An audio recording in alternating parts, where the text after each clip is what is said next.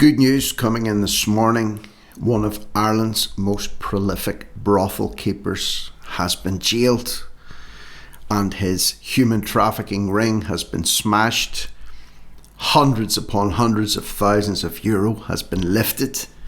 He was even caught with indecent images of children. What a rat. Ireland's most prolific brothel keeper. Thing is, he wasn't Irish. He was a Brazilian. And you know, as you listen to this story, just think about the promises that are made by the Irish government about who's coming and going in and out of Ireland. Everybody's identified, everybody's verified, we know who everybody is. Think about the housing crisis in Ireland. Think about the people that can't get homes. And this guy was leasing properties all over Ireland and running them as brothels. So anyway, let's get into the details of the story and we'll see what it says. Prolific brothel keepers in the country who exploited and trafficked vulnerable women to work in the sex industry here. For over 13 years, Ilimar Rodriguez Ribeiro rented houses and apartments from unsuspecting landlords and set up brothels in Longford, Kildare, Cavan, Enniscorthy, Ballydoreen, Carrick-on-Shannon, Tullow and Roscommon Town. He used false names and documents, from a fake Italian passport to fake utility bills. Fake Italian passport, he's a Brazilian, he had brothels all over Ireland, trafficking women in for 13 years. 13 years. And he made a lot of money. Gardaí discovered almost €800,000 in his multiple bank accounts. 800 grand. This investigation has now led to the conviction of a person who was intrinsically involved in an international organised crime group, trafficking women into Ireland for the purposes of sexual exploitation. I want to acknowledge the courage of the victims who came forward and assisted us throughout this investigation. My thanks to those exceptionally brave people.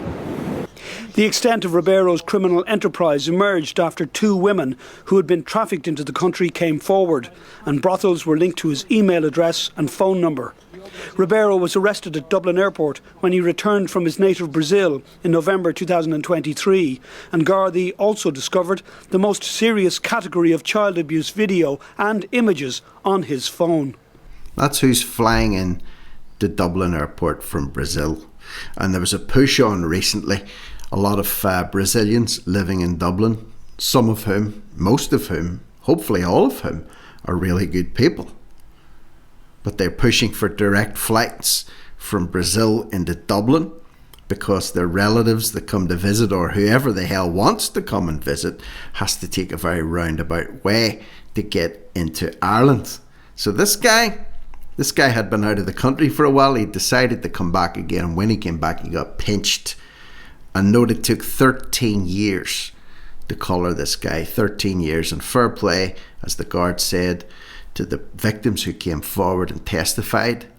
But how many of those victims were unnecessary victims because of the ineptitude of the Irish government and the time that it took to actually bring this filthy pervert to bear? Ilimar Rodriguez Ribeiro has previous convictions for fraud in France and the UK. Previous convictions for fraud in France and the UK, and he's running a brothel, multiple brothels in Ireland with a fake Italian passport, 800 grand in the bank over 13 years. And Judge Patricia Ryan said today that these organised prostitution offences involved elaborate planning and considerable amounts of money, the proceeds of crime, which he laundered. She sentenced him to 10.5 years in prison, with the final year and a half suspended. Paul Reynolds, RTE News, the Dublin Circuit Criminal Court. So 10.5 years in prison, final year and a half suspended. My mathematics makes that 9 years sentence effectively. If he behaves himself, he doesn't keep pimping people out when he's in prison. He could do half that time possibly. And what happens to the proceeds of his criminality? What happens to that? I'm sure he wasn't working alone. There's no mention of anybody else being pinched in connection with this.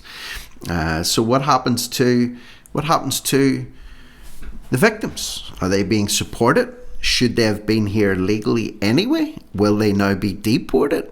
What an absolute mess this is.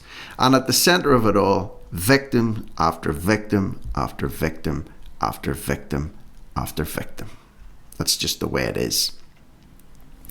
There he is, man who used properties across rural Ireland, jailed for 9 years. Well, my mathematics was correct. So, Ilimar Rodriguez Ribeiro. What a name, eh? Ilimar Rodriguez Ribeiro, age 54, arrested by the Garda Human Trafficking and Coordination Unit when he returned to Ireland from Brazil after a period of time abroad. 13 years it took to get this guy. He lived in, I'm not even going to try and pronounce that, Brazil.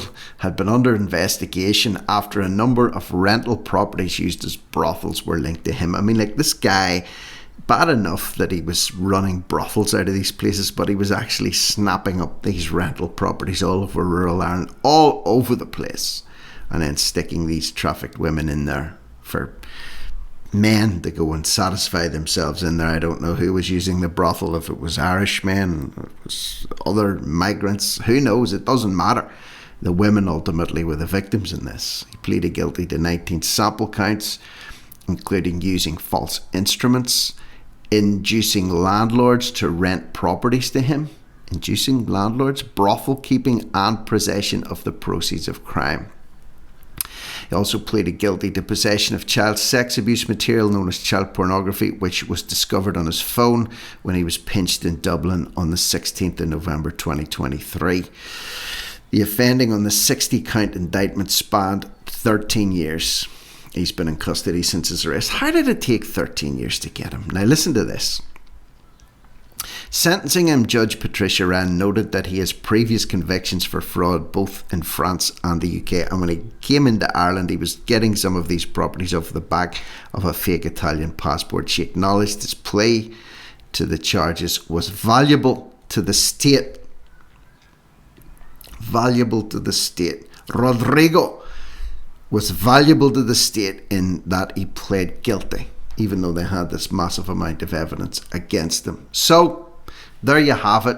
This particular story encompasses so many things, whether it be money laundering, whether it be proceeds of crime, snapping up houses, running one of Ireland's biggest brothel networks, trafficking humans over a period of 13 years, and all done by a Brazilian moving around freely, operating freely in Ireland.